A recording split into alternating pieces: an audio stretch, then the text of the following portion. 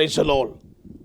ദൈവനാമത്തിന് മഹത്വമുണ്ടാകട്ടെ. ആസന ടി വിയിലൂടെ ഇന്ന് പകൽക്കാലം ജീവൻ്റെ വഴി എന്ന ഈ പ്രോഗ്രാമിൽ കടന്നു വന്ന് ദൈവത്തിനെ ശുശ്രൂഷിപ്പാൻ കർത്താവ് സഹായിച്ച മുഖാന്തരങ്ങൾക്കായി ദൈവത്തെ സ്തുതിക്കുന്നു, സ്തോത്രം ചെയ്യുന്നു.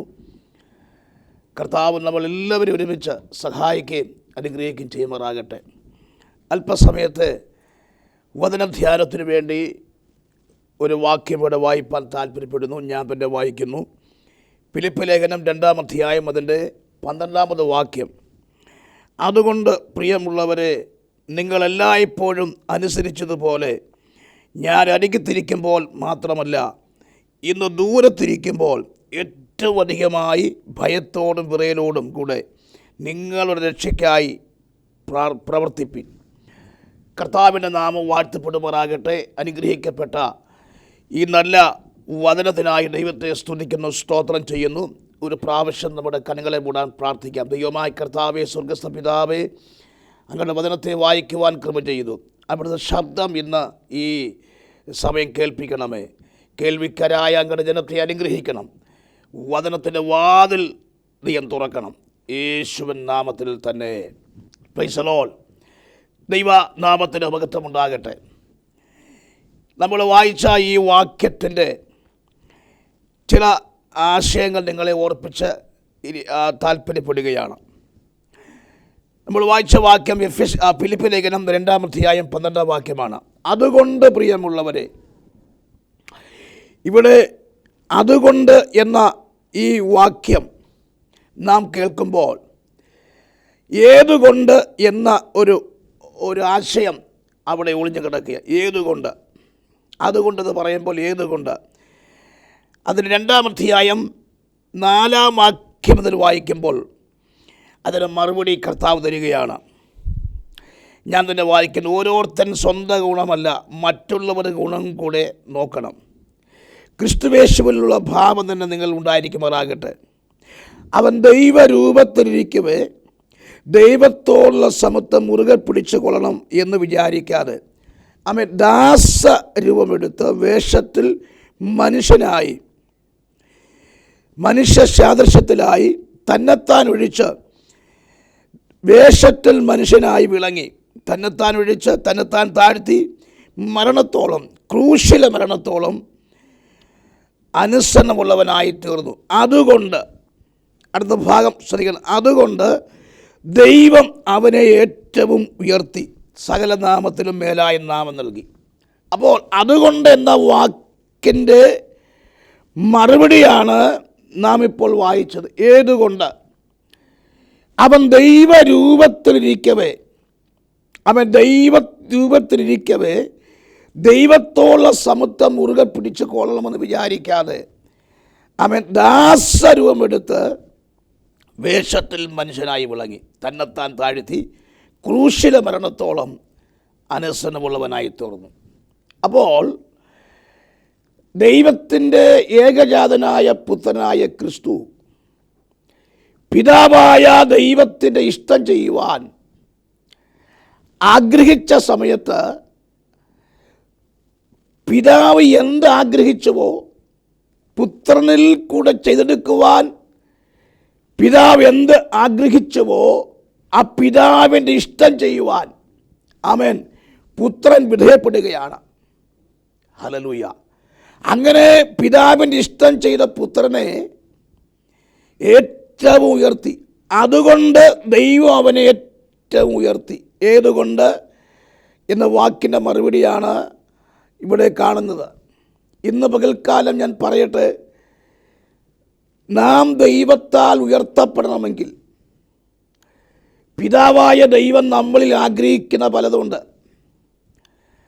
നമുക്കൊരു മാസ്റ്റർ പ്ലാന് നമ്മളെക്കുറിച്ച്, നമ്മുടെ ഇഷ്ടമല്ല പിതാവിൻ്റെ ഇഷ്ടം ചെയ്യുവാൻ എന്ന് വെച്ചാൽ പിതാവിന് നമ്മളിലൂടെ നമ്മളെക്കൊണ്ട് പല കാര്യങ്ങൾ ചെയ്യുവാൻ പിതാവായ ദൈവം ആഗ്രഹിക്കപ്പെടുന്നു.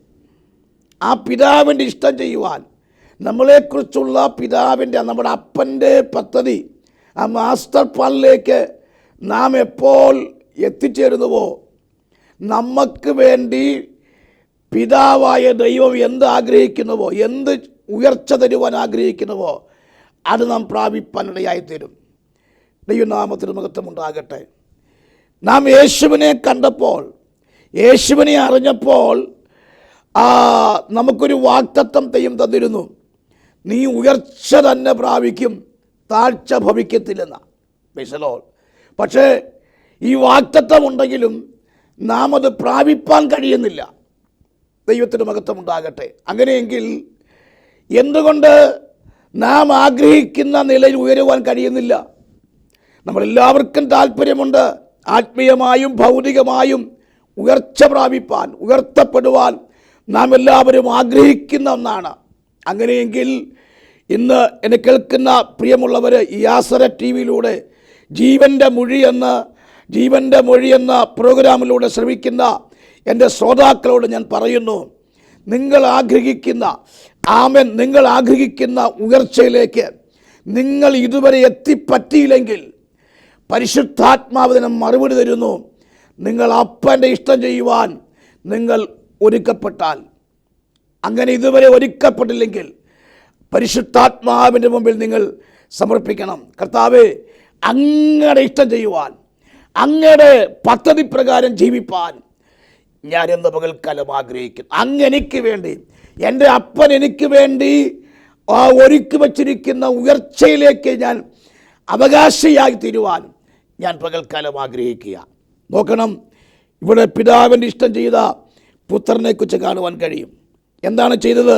രണ്ട് കാര്യമാണ്. ഒന്ന്, അവൻ ദൈവരൂപത്തിലിരിക്കവേ ദൈവത്തോടുള്ള സമത്വം മുറുകെ പിടിച്ചുകൊള്ളും വിചാരിക്കാതെ ദാസരൂപമെടുത്ത് വേഷത്തിൽ മനുഷ്യനായി വിളങ്ങി തന്നെത്താൻ താഴ്ത്തി.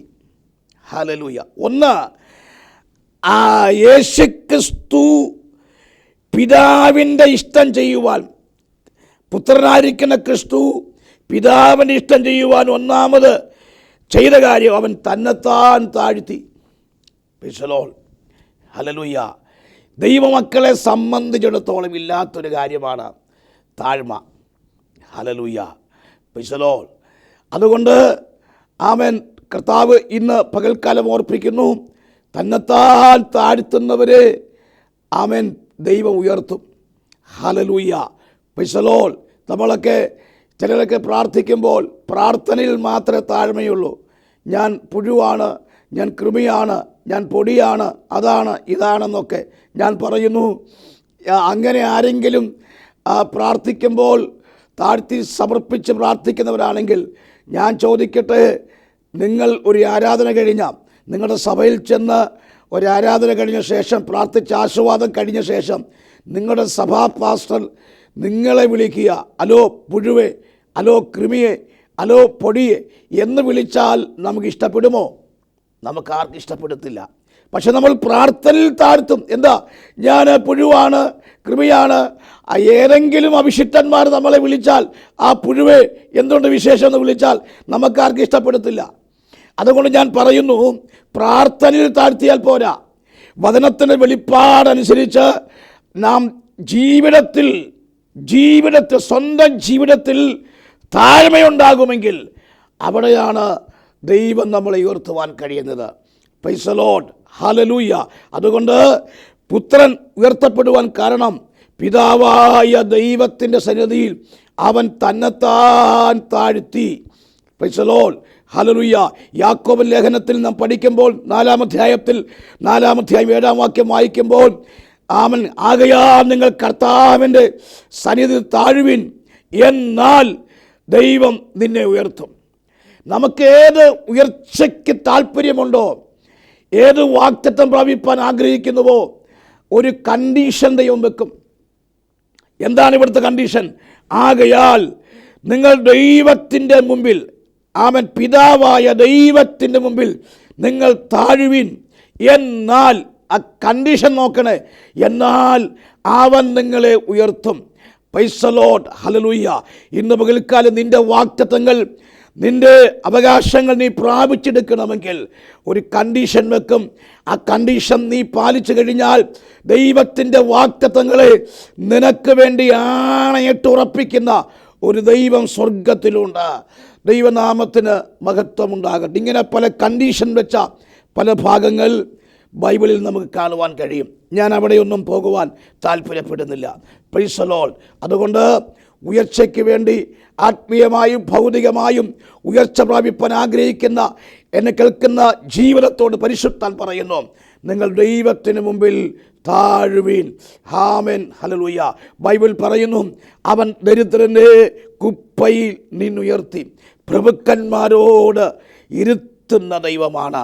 നമ്മുടെ ഇല്ലായ്മകളെ നന്നായി അറിയുന്ന ഒരു സ്വർഗം നമുക്ക് വേണ്ടി ജീവിക്കുന്നുണ്ട്. അതുകൊണ്ട് അവൻ ദരിദ്രനെ കുപ്പയിൽ നിന്നുയർത്തി പ്രഭുക്കന്മാരോട് ഇരുത്തുന്ന ദൈവമാണ്. ജോസഫിൻ്റെ ചരിത്രം നോക്ക്. ജോസഫിൻ്റെ ശൂന്യാവസ്ഥയിൽ നിന്നും ദൈവത്തിൻ്റെ വാഗ്ദത്തം അതിന് സമയമായപ്പോൾ ജോസഫിനെ ഉയർത്തുവാൻ കഴിഞ്ഞു. കാട്ടിൽ കിടന്ന ദാവീദിനെ ഉയർത്തുവാൻ കഴിഞ്ഞുവെങ്കിലും പടയുന്ന വിശുദ്ധന്മാരെ എല്ലാം സ്വർഗം ഉയർത്തിയത് ആമേൻ നമുക്കറിയാം. ഹല്ലേലൂയ. ദാവീദ് പറയുന്നു, ദാവീദ് രാജാവായപ്പോഴും ദാവീദ് പറയുന്നു, ഹല്ലേലൂയ, രാജവസ്ത്രം ധരിച്ചുകൊണ്ട് ആമേൻ ദാവീദ് പറയുന്നു, ഞാൻ ആമേൻ എളിമയുള്ളവനാകുന്നു. ഹല്ലേലൂയ. Praise the Lord. ഹല്ലേലൂയ. അങ്ങനെയെങ്കിൽ ഇന്ന് പകൽക്കാലം ഈ ദൂത് കേൾക്കുന്ന പ്രിയങ്ങളോട് പറയട്ടെ, നിങ്ങൾ ആഗ്രഹിക്കുന്ന ഉയർച്ച നിങ്ങൾ പ്രാപിക്കാതിരിക്കാൻ കാരണം മറ്റൊന്നുമല്ല, നിങ്ങൾ പിതാവായ ദൈവം നിങ്ങളെക്കുറിച്ച് എന്താഗ്രഹിക്കുന്നുവോ ആഗ്രഹിക്കുന്ന പദ്ധതിയിൽ നിങ്ങൾ ഇതുവരെയും എത്തിച്ചേർന്നിട്ടില്ല. ദൈവനാമത്തിന് മഹത്വം. ഒന്ന്, നിങ്ങൾ ദൈവത്തിൻ്റെ സന്നിധിയിൽ താഴുവിൻ. ദൈവത്തിൻ്റെ സന്നിധിയിൽ താഴുന്നാൽ മനുഷ്യൻ്റെ മുൻപാകെ താഴ്ത്തുവാൻ സ്വർഗം ഒരിക്കലും അനുവദിക്കത്തില്ല. നിന്നെ ഉയർത്തും എന്നുള്ള കാര്യം ഓർപ്പിക്കുന്നു. രണ്ടാമത്, പുത്രൻ ചെയ്ത കാര്യം ഉയർത്താൻ കാരണം, ഒന്ന്, അവൻ ഏറ്റവും താഴ്ത്തി. രണ്ട്, അവൻ ഏറ്റവും അനുസരണമുള്ളവനായി തീർന്നു. എന്നെ ചിന്തിപ്പിച്ച ഒരു ഭയങ്കര ഭാഗമാണത്. ഏറ്റവും അനുസരണമുള്ളവനായി തീരുവാൻ ഇടയായി തീർന്നു. Price the Lord. ഞാൻ വചനം പഠിച്ചപ്പോൾ എങ്ങനെയാണ് പിതാവായ ദൈവത്തിൻ്റെ പുത്രനായ ക്രിസ്തു പിതാവിനെ അനുസരിച്ചത്? ഹല്ലേലൂയ. റോമാലേഖനത്തിലേക്ക് വരുമ്പോൾ റോമാലേഖനത്തിൽ നമ്മൾ വായിക്കുന്ന ഒരു ഭാഗമാണ്. റോമാലേഖനം 8-ാം അധ്യായം അതിൻ്റെ 3-ാമത്തെ വാക്യം ഇവിടെ വായിക്കുന്നു. റോമാലേഖനം 8-ാം അധ്യായം അതിൻ്റെ 3-ാം വാക്യം ഞാൻ പിന്നെ വായിക്കുകയാണ്. ആമേൻ. Praise the Lord. ജഡത്താലുള്ള ബലഹീനത നിമിത്തം ന്യായപ്രമാണത്തിന് കഴിയാത്തതിനെ സാധിപ്പിപ്പാൻ ദൈവം തൻ്റെ പുത്രനെ പാപജഡത്തിൻ്റെ സാദൃശ്യത്തിലും പാപം നിമിത്തം അയച്ചു. പാപത്തിന് ജഡത്തിൽ ശിക്ഷ വിധിച്ചു. ജഡത്തെയല്ല, ആ ഭാഗം ശ്രദ്ധിക്കണം, ജഡത്തെയല്ല ആത്മാവിനെ അത്രേ അനുസരിച്ചത്. അപ്പോൾ പിതാവായ ദൈവത്തിൻ്റെ പുത്രനായ ക്രിസ്തു ആരെയാണ് അനുസരിച്ചത്?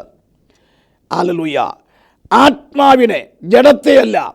ജഡം നമുക്കറിയാം പാപത്തെ കാണിക്കുന്നു. പാപ സ്വഭാവത്തെ, പാപത്തിൻ്റെ നിയന്ത്രണത്തെയല്ല പുത്രൻ അനുസരിച്ചത്, ആത്മാവിനെയാണ്. ഹല്ലേലൂയ. ദൈവനാമത്തിന് മഹത്വമുണ്ടാകട്ടെ.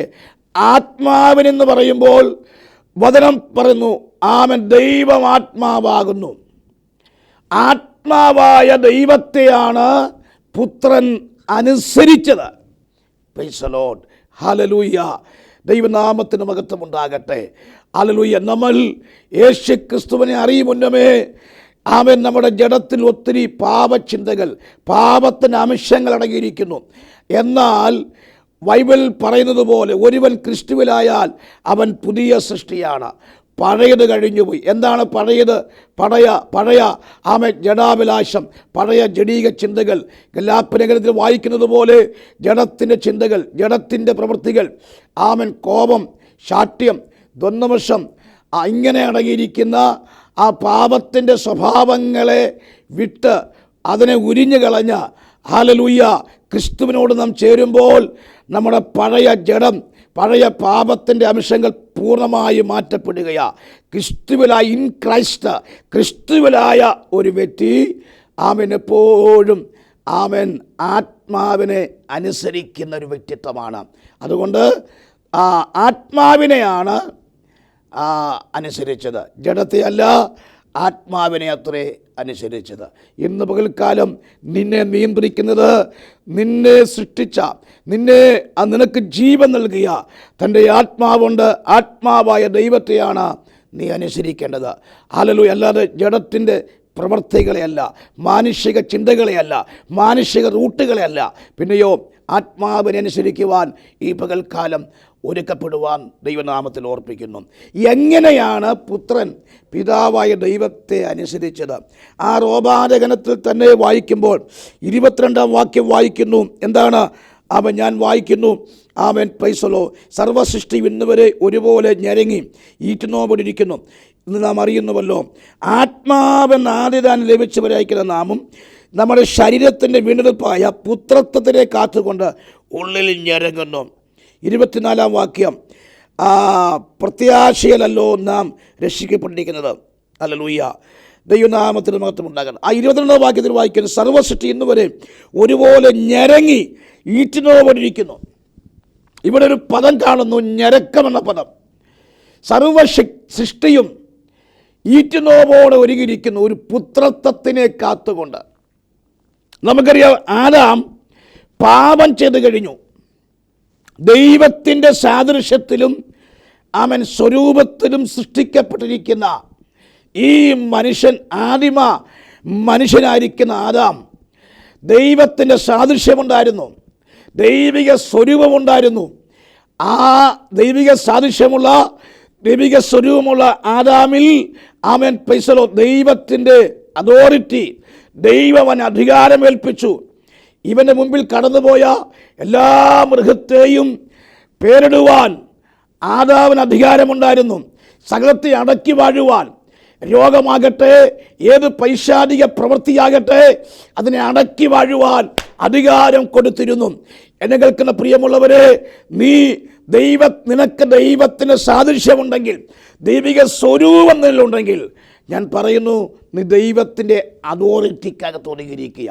നീ എന്ത് പറഞ്ഞാലും അതുപോലെ കേൾക്കുന്ന, അനുസരിക്കുന്ന ഒരു കർത്താവ് സ്വർഗത്തിലുണ്ട്. ഹല്ലേലൂയ. നീ എന്ത് കൽപ്പിക്കുന്നുവോ അതങ്ങനെ സംഭവിപ്പാൻ, നീ എന്ത് പറയുന്നുവോ സ്വർഗത്തിലെ പിതാവായ ദൈവം അത് കേട്ട് അതിനെ സീലി വെക്കുന്ന ഒരു ദൈവം സ്വർഗത്തിലുണ്ട്. ഞാൻ ആരായിത്തീരും, എൻ്റെ തലമുറ ആരായിത്തീരും, നീ പറ, ഇപ്പോൾ നീ പറ. ഹല്ലേലൂയ. അവൻ സ്വർഗം അത് സീൽ വെക്കാൻ പോവുകയാണ്. ഹല്ലേലൂയ. നിനക്ക് രോഗമുണ്ടെങ്കിൽ, ഏത് പൈശാചിക പ്രവൃത്തി നിനക്കെതിരെ വ്യാപരിക്കുന്നുവെങ്കിൽ നീ പറ. ഹല്ലേലൂയ. വാക്കുകൊണ്ട് പറ.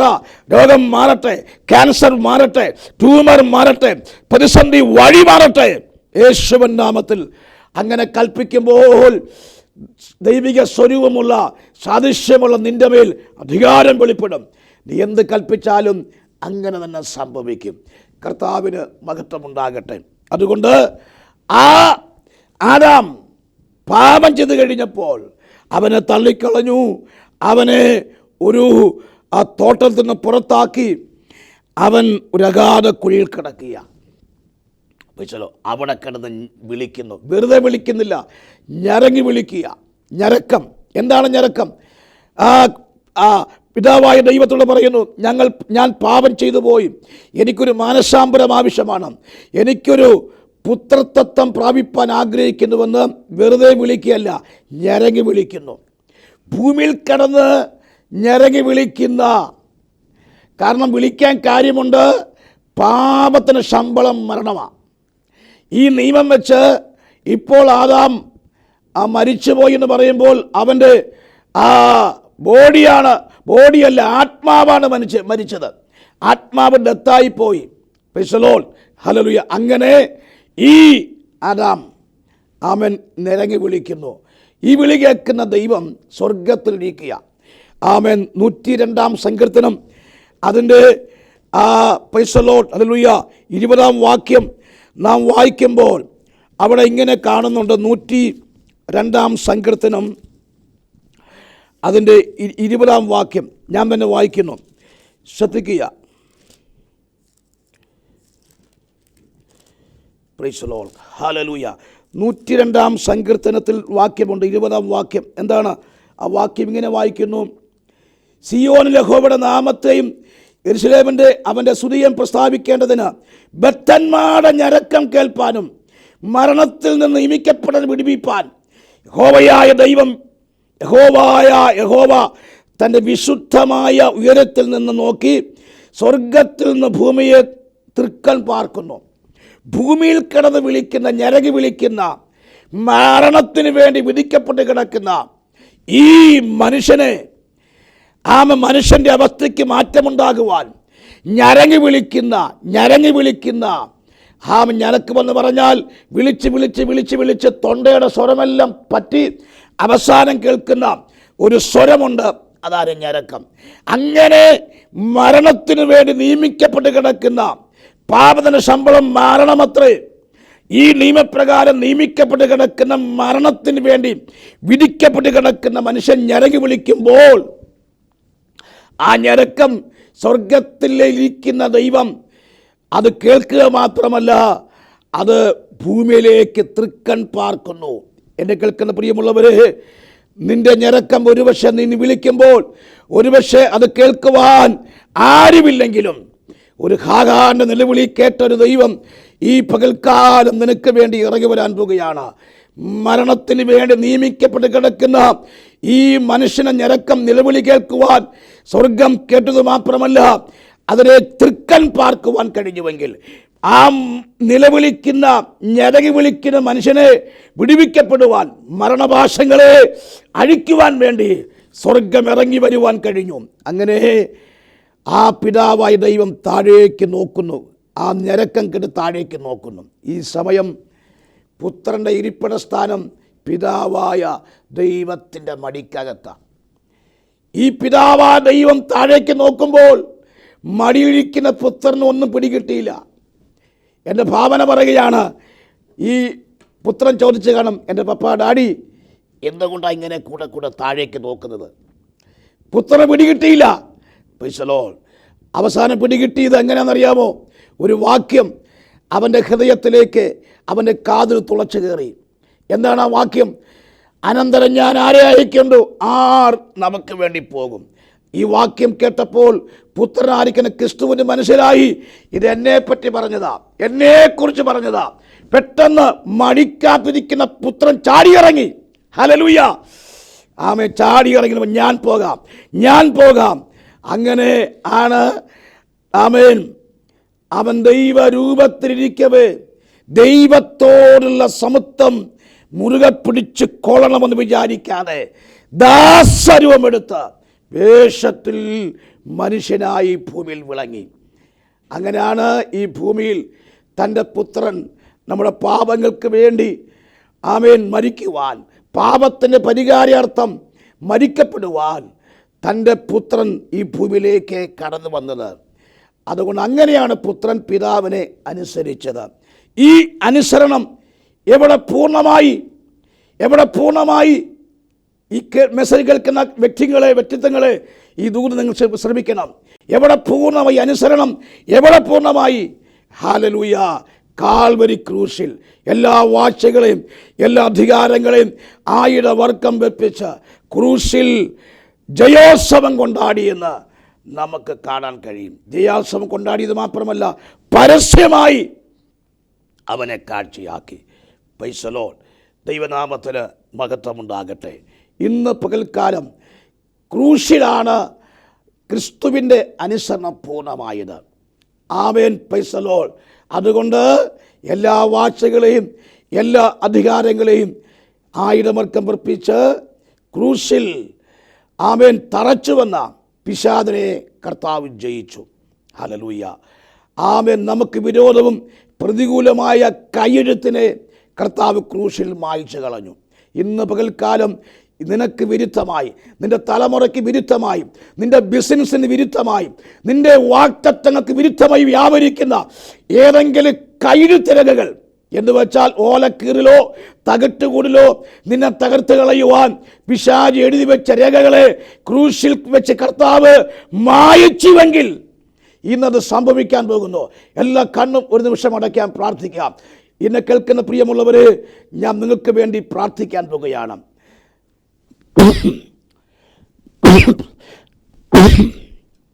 ഇന്ന് പകൽക്കാലം നിന്റെ വാഗ്ദത്തങ്ങൾക്ക് വിരുദ്ധമായി, നിന്റെ ഉയർച്ചയ്ക്ക് വിരുദ്ധമായി വ്യാപരിക്കുന്ന ഏതെങ്കിലും വാഴ്ചകളുണ്ടെങ്കിൽ, അധികാരങ്ങളുണ്ടെങ്കിൽ, പൈശാചിക പോരാട്ടമുണ്ടെങ്കിൽ, മന്ത്രവാദ ശക്തിയുണ്ടെങ്കിൽ, ആഭിചാര പോരാട്ടമുണ്ടെങ്കിൽ, ദൈവാത്മ വിളിച്ചു പറയുന്നു, കർത്താവ് അതിനെ ക്രൂശിൽ വെച്ച് തറച്ചു, ക്രൂശിൽ മായ്ച്ചു കളഞ്ഞു. ക്രിസ്തു ജയിച്ചവനായി ഇപ്പം നിൽക്കുകയാണ്. എല്ലാ കാണുന്ന ഒരു നിമിഷം അടയ്ക്കാം, നമുക്ക് പ്രാർത്ഥിക്കാം. കർത്താവിൻ്റെ ദൈവമേ, സ്വർഗസ്ഥ പിതാവേ, ഈ നല്ല നിമിഷങ്ങൾക്കായി നന്ദി നിറഞ്ഞ ഹൃദയത്തോടെ ഞങ്ങളങ്ങേ സ്തുതിക്കുന്നു. കർത്താവെ, ക്രൂശിൽ വെച്ച് പിശാചിനെ ജയിച്ച ദൈവം, ഹല്ലേലൂയ, ദൈവത്തിൻ്റെ പുത്രനായ ക്രിസ്തു ക്രൂശിൽ വെച്ച കർത്താവെ ഞങ്ങൾക്ക് വേണ്ടി തകർക്കപ്പെടുന്ന മുഖാന്തരം, ഹല്ലേലൂയ, എല്ലാ വാഴ്ചകളെയും എല്ലാ അധികാരങ്ങളെയും ഞങ്ങളിൽ വാഴുന്ന, ഞങ്ങൾ അധികാരം ചെലുത്തുന്ന ഏതൊക്കെ പൈശാചിക മേഖലയുണ്ടോ, ക്രൂശിൻ്റെ ശക്തിയാൽ ഈ പകൽക്കാലം അത് വിട്ടുമാറുവാൻ കൽപ്പിക്കുന്നു. ജനത്തെ അവിടുന്ന് ബ്ലെസ് ചെയ്യുകയാണ്. ജനം വാഗ്ദത്തം പ്രാപിക്കട്ടെ, അനുഗ്രഹിക്കപ്പെടട്ടെ. God bless you. നിങ്ങളെ കർത്താവ് പകൽക്കാലം ബ്ലെസ് ചെയ്യട്ടെ. തീർച്ചയായിട്ടും നിങ്ങൾ ഉയർച്ചയില്ലാത്തവരായി ആരെങ്കിലും ഭാരപ്പെടുന്നുവെങ്കിൽ ഈ വചനം നിങ്ങളെ ക്രിയ ചെയ്യട്ടെ. അങ്ങനെ ഏറ്റെടുക്കുന്നവർക്ക് വേണ്ടി ദൈവം വെച്ചിരിക്കുന്ന ഉയർച്ചകൾ, വാഗ്ദത്തങ്ങൾ നിങ്ങൾ റിസീവ് ചെയ്യാൻ പോകുകയാണ്. നിങ്ങളത് പ്രാപിക്കാൻ പോകുകയാണ്. Hallelujah, praise the Lord. നിങ്ങളുടെ എല്ലാ അവസ്ഥയ്ക്കും മാറ്റം വരുത്തുന്ന പരിശുദ്ധാത്മാവിൻ്റെ കരം ഈ പകൽക്കാലം നിങ്ങളെ ബലപ്പെടുത്തും. മാത്രമല്ല, നിങ്ങൾ ഉയർച്ച പ്രാപിക്കും. നിങ്ങൾ ഉയർത്തപ്പെടാൻ പോകുകയാണ്. നിങ്ങൾ അനുഗ്രഹിക്കപ്പെടാൻ പോകുകയാണ്. കർത്താവ് ആമേൻ താഴ്ത്തിയതുപോലെ, തന്നെത്താൻ താഴ്ത്തിയതുപോലെ, അനുസരിച്ചതുപോലെ നിങ്ങളുടെ വാഗ്ദത്തങ്ങൾ പ്രാപിക്കപ്പെടുവാൻ ഈ രണ്ട് കാര്യം ചെയ്യുക. കർത്താവ് എല്ലാവരും അനുഗ്രഹിക്കട്ടെ. ഇങ്ങനെ അവസരമൊരുക്കിയ ഈ ആസര ടിവിയോടും പ്രത്യേകിച്ച് ജീവമൊഴി എന്ന ഈ പ്രോഗ്രാമിൽ നടത്തുന്ന എല്ലാവർക്കും നന്ദി ഓർപ്പിക്കുന്നു. God bless U.